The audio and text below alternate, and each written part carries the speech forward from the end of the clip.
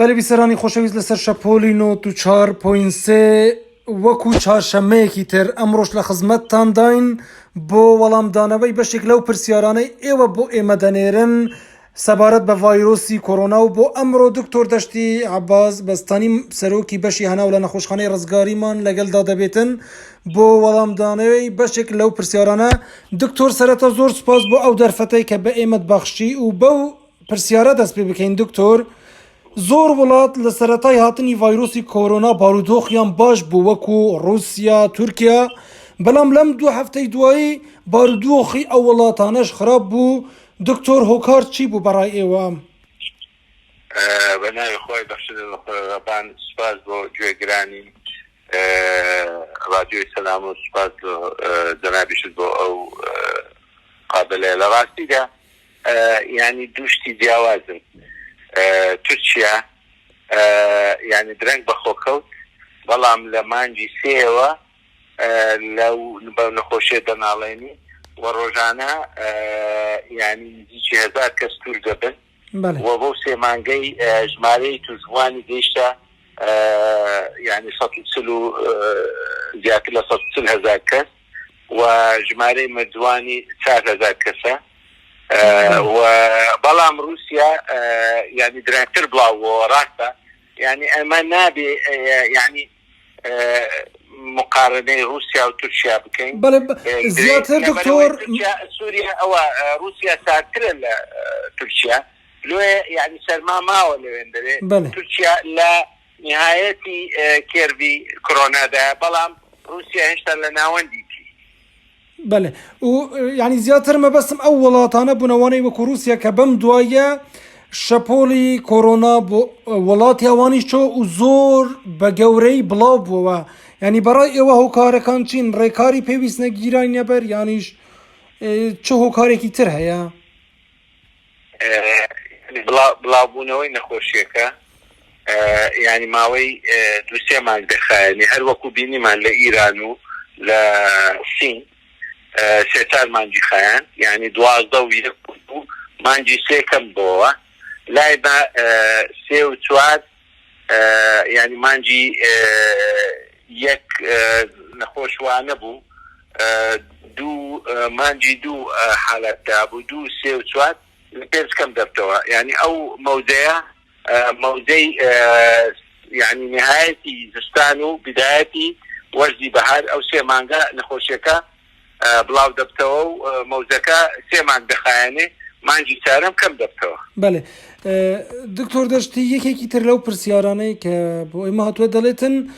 لە ئەوروپا بەگشتی ئێستا بارودۆخەکە باشترە بە بەراورد بە 2 هەفتە پێش ئێستا و ئەم وڵاتانە ڕێکارەکانیان سووکتر کردووە. ئایا ئەمە مانای ئەوە دەداتن کە ئیتر بەرەو کۆتایی کۆرۆنا دەڕۆین؟ بێگومان وایە، لەبەرەوەی یعنی ئەوروپا یعنی گەیشتە لوتکەی توش بوو، ئێستا بەرەو دابەزینە. یعنی ئەگەر پێش مانگێک ڕۆژانە 500 کەس با بڵێن وفاتی دەکرد لە فەڕەنسا یان لە ئیسپانیا یان لە ئینگلترا، ئێستا ڕۆژانە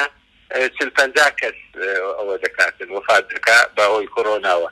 لە تورکیاش کەم بووە، یعنی لە بیدایەتە ڕۆژانە لەوانەیە 100 زیاتر وفاتیان دەکرد بۆ کۆرۆناوە، ئێستا کەمتر بوویتەوە، 40-50 کەس وفات دەکرد. کەواتە کێرڤەکە وەژمارەی توشبووانیش کەمتر بووە. کێرڤەکە لە دابەزیندایە لە تورکیا و لە ئەوروپای ڕۆژئاوا و بگرە لە ئەمریکاش، یعنی ڕێژەی ژمارەی توشبووان، کێرڤی ژمارەی توشبووان و کێرڤی مردن بەو نەخۆشیە بەرەو دابەزینە. ئەوەش ئەمن بە مەزەندەی خۆم دەیگەڕێنەوە لەبەر گەرمبوونی کەشوهەوا و کەمبوونی ئەو نەخۆشی، یعنی کە بەڕێی کۆئەندامی هەناسە دەگوازرێنەوە. دکتۆر دەشتی یەکێکی تر لەو پرسیارانەی بۆی ئێمە هاتووە دەڵێت لە هەفتەی ڕابردوو بینیمان چەند ڕۆژێک لە سلێمانی هیچ حالەتێک نەما بوو، دوای کچوپڕ حالەتی نوێ هاتن. سەرچاوەی ئەو حالەتانە لە کێن بەڕای ئێوە سەرچاوە دەگرن؟ ئایا هەر لە خودی سلێمانی ڤایرۆسەکە ما بوو یان لە دەوروبەر هاتووە؟ یعنی هۆکار چی بوو؟ یعنی هۆکارەکە زۆر وازخە، ئەوانەی لە خارج هاتنەوە لە کەرەنتین دەرکەوت تووشی ڤایرۆس کە سوکارەکانیشان توش کردیە، هەر ئەوانە ئەو چەند حالەتەی ئەو دەپاس بەبیست حالەتەی لەوە خیرانە لە سلێمانی کار هەر بەخۆی نەخۆشیەکەی لە ڕێی سلێمانیەوە بڵاو بووە لە ڕێی ئیرانەوە هاتە سلێمانی لە سلێمانیەوە هاتەوە هەولێر و یعنی ئەوەکە ڤایرۆسەکە مرۆڤ دەگوازێتەوە مرۆڤ یان بە پێیان لەسەر سنوور ئەگەر ئەوە نەبی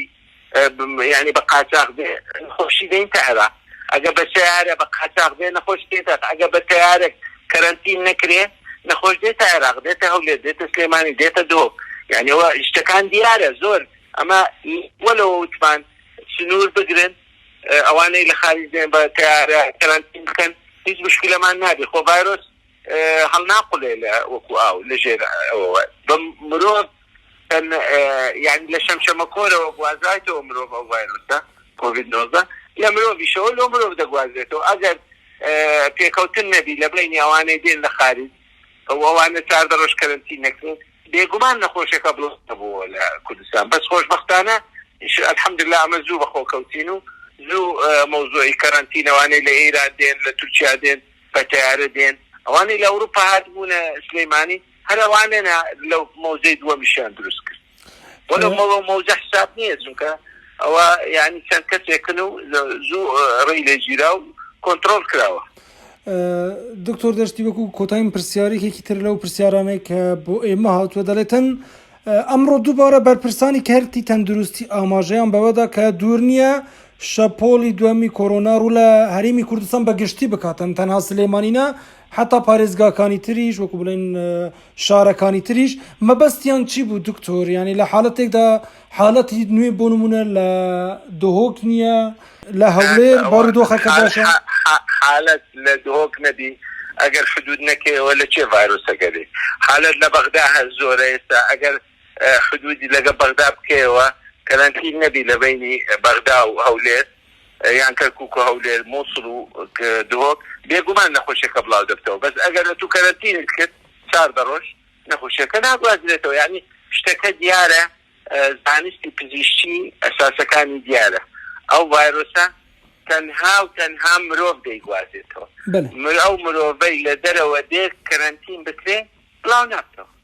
و دکتۆر پرسیارێکیش ئەوە پرسیاری منە بێگومانی گوێگرانی رادیۆ سەلام نییە زۆر باسی شەپۆلی دووەمی ڤایرۆسی کۆرۆنا لە جیهان بە شێوازێکی گشتی دەکرێتن مەبەست چێ دکتۆریانی ئەو